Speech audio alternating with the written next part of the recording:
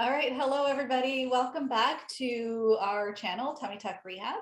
Lisa and I are back again today, and we're going to be talking about what you can expect after getting a tummy tuck. Because I'm sure you probably have an idea of what recovery is going to look like.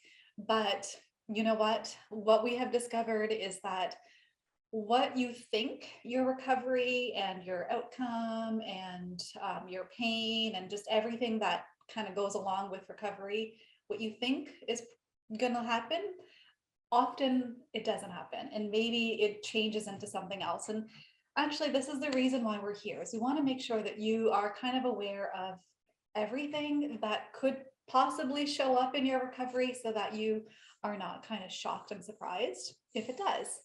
So yeah, what do you think, Lisa, about Yeah. Yeah, I'm like nodding like crazy over here. Yeah, I think one of the things that you and I talk about a lot, and one of the things that I feel so much as I'm listening to different women's stories and working with clients and things, is that a lot of times, like you said, women feel really surprised, taken back. All of this for some of the recovery, all of the recovery, different parts of the recovery. And I think the more we can talk about the spectrum of recovery and the different, areas you could find yourself on, the more prepared people can feel, which can help the process go a lot smoother. Yeah, exactly. One of the things that I find is very, I guess, different from expectation to what actually happens is pain. So you will probably hear someone say that they were in the most pain that they've ever experienced in their life after getting a tummy tuck. Yeah. And at the same time, you could also have someone go through the same procedure and feel okay, like have relatively little pain to no pain. And so you don't want to get scared that you might be in so much pain, but you also don't necessarily want to think that it's going to be a walk in the park, because it could be either one or anything in between. And that will come down to a lot of factors.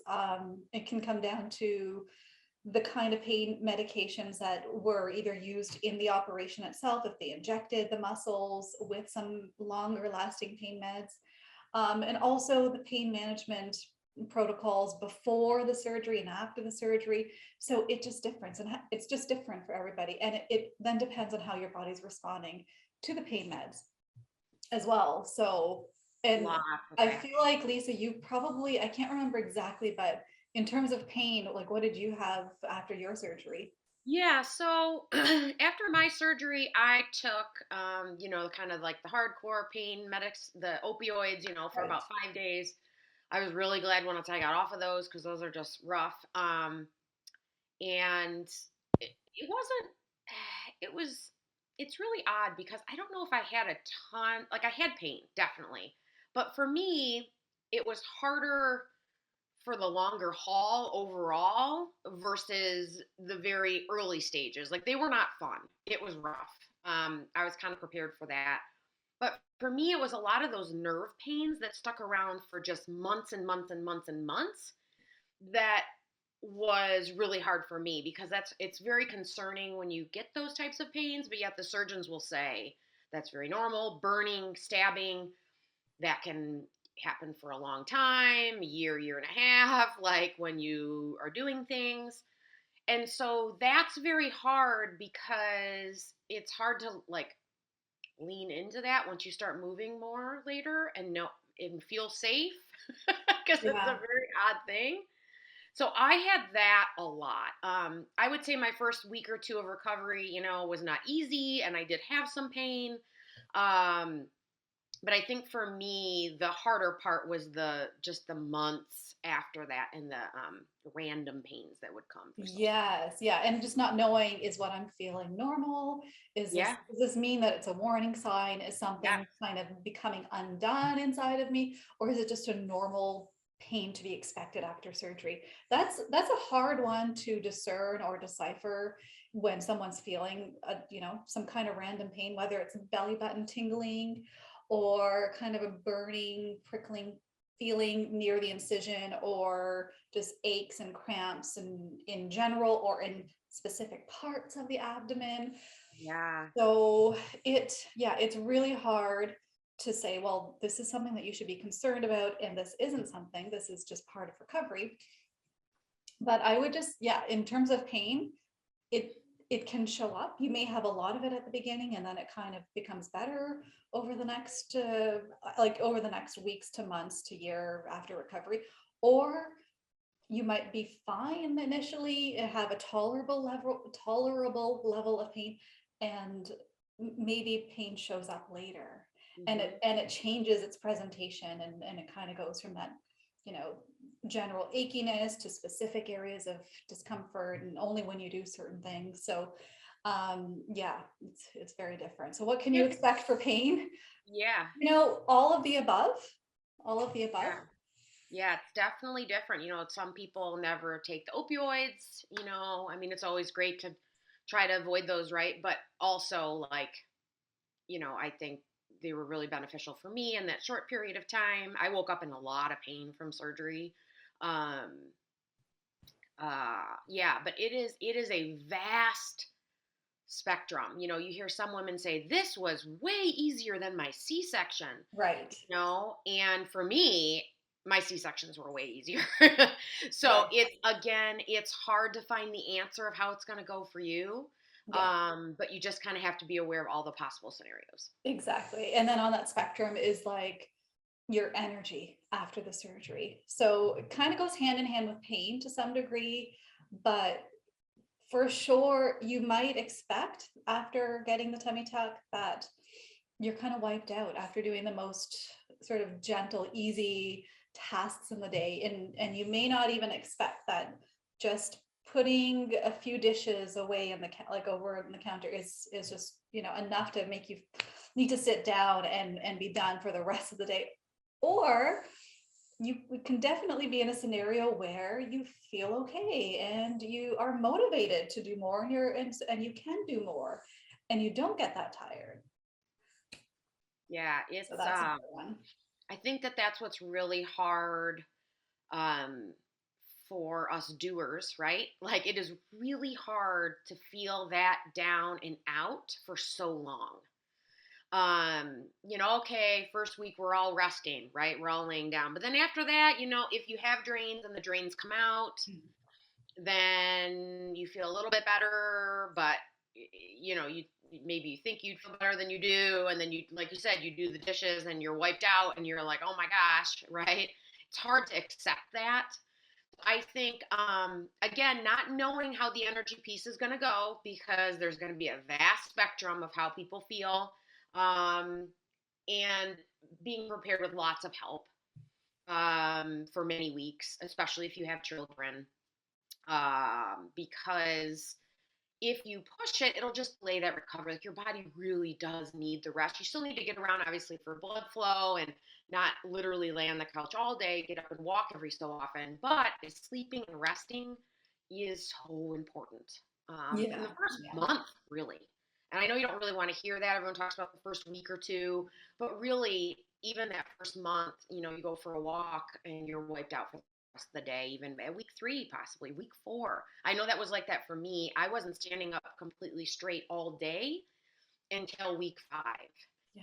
I'd wake up straight, and then by 10 a.m. I'd be hunched, and I'm like, oh my gosh. And then one day I just woke up, I was straight, and I stayed straight all day, and it was just how it was. It was Right. so crazy. Yeah. Um, but again, that's tiring when you're not standing straight. Yes, And for sure. so, just knowing that, again, spectrum, like, anywhere in that first month, 5, 6 weeks, you could be anywhere in there when it comes to having energy for the day. Energy, exactly. And so that also then goes hand in hand with returning to work.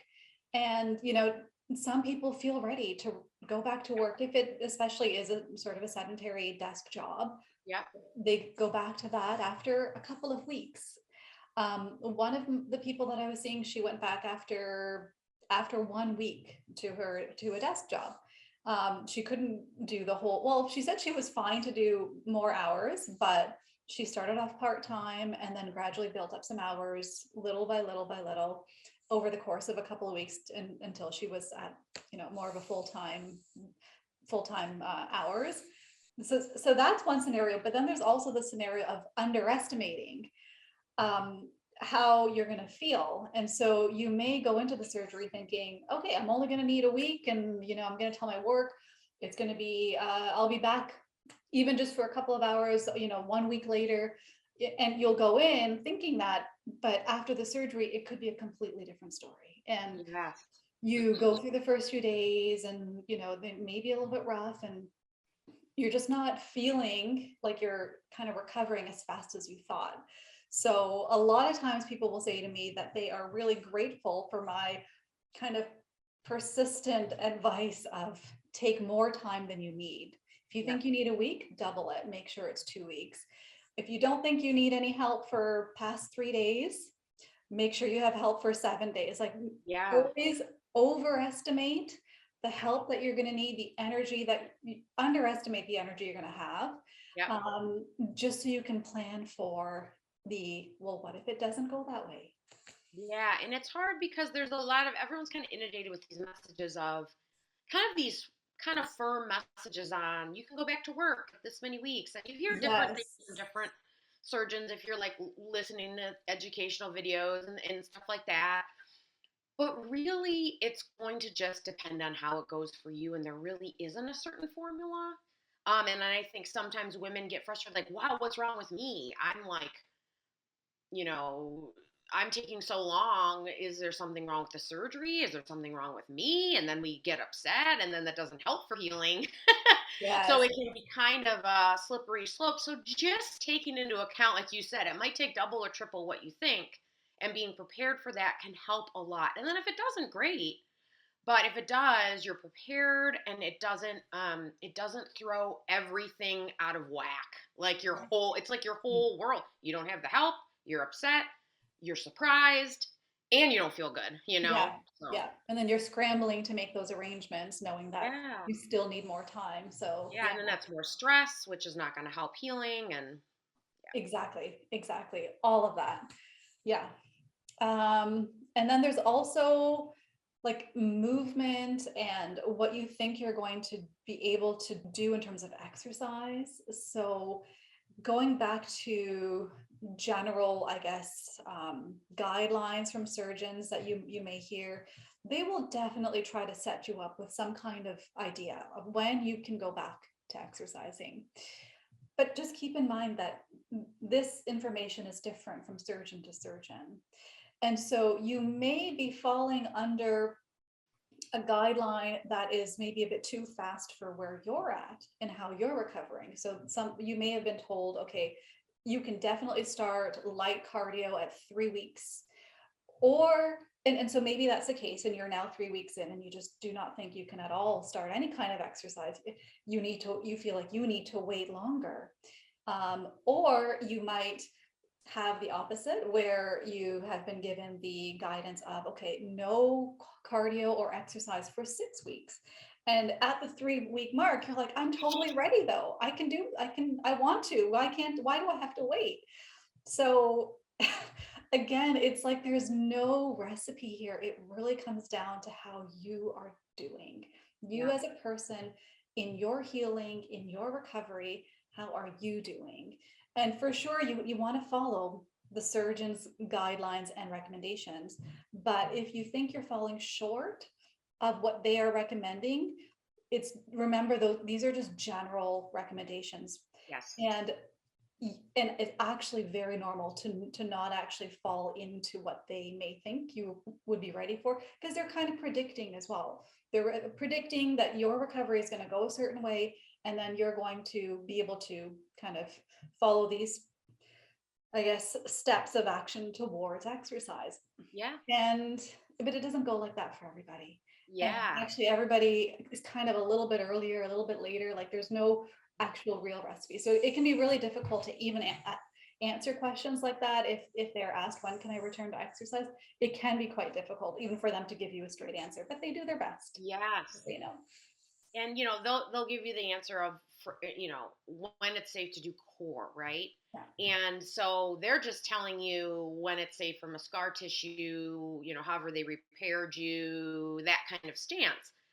But with how you're feeling, you may be afraid, to do that. You may not feel very good yet, and that doesn't mean anything is wrong with you. That's normal.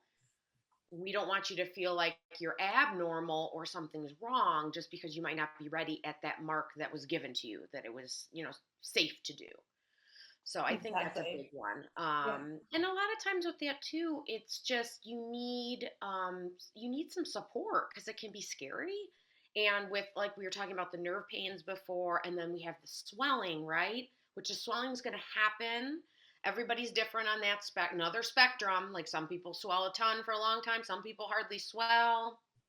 We can't tell you how it's going to be, but the swelling can get you confused, like, wait, should I not be moving so much? The nerve pains, there's a lot going on, that if you have some support to kind of take you through that, it can help progress you back where you feel supported and safe and feel a lot better, versus kind of like having all of that and also still not sure and being um, you know kind of afraid to take the next step. Yeah, exactly. So I think the main message here is there is a spectrum of what you can experience and what recovery can look like. A spectrum for literally everything, a Yeah. spectrum for how much swelling you can expect to have, how much pain you can expect to experience, how much energy you may or may not have, how much time you may or may not need to take off from work, when you can go back to work, how much pain you're going to be in. So basically, this is what you can expect. You can expect it can go either way or any way in between, but just in knowing that, we actually hope that it helps you see that if you are in a lot of pain, and maybe some people that you've been talking to weren't, that that's actually part of the spectrum. And if you're not in a lot of pain and you're wondering, is there something wrong with me now? You actually can see that is part of the spectrum as well, if Yeah. you are all included. And if there is something that you are unsure about, though, medically, you're just not sure if something is going right, you have to check in with your doctor. You Yep. have to always check in with your surgeon's office and ask them those kinds of specific questions. But generally speaking, this is all to be expected, all of it. Yeah. And I think a lot of people will send, us messages, and, you know, concerned about, pain, swelling, and I always say, talk to your doctor first, and that we always talk on here all the time about that communication with your surgeon, right? But always check in with them. And if they say everything's okay from their end, even if you don't feel good, then hopefully find some people like us or someone that can help you kind of get to that next step. But you want to make sure that you are getting checked up there with your surgeon, because that will also help you feel better, just to know that everything is repaired okay, there's no infections, everything internally is okay, all of that first, and then we can go through the next parts to try to work through some of the nerve pains and fears of movement and all of that can happen if you're at that other end of the spectrum where you're struggling a little bit more. Exactly, exactly. All right. So we hope that this helped you. And just know that if you're experiencing anything of what we talked about, again, it's all a spectrum. So this is Manira, and I'm here with Lisa. We're from Tummy Tuck Rehab, and we are wishing you a smooth and easy time recovering from your surgery. Bye bye. Bye.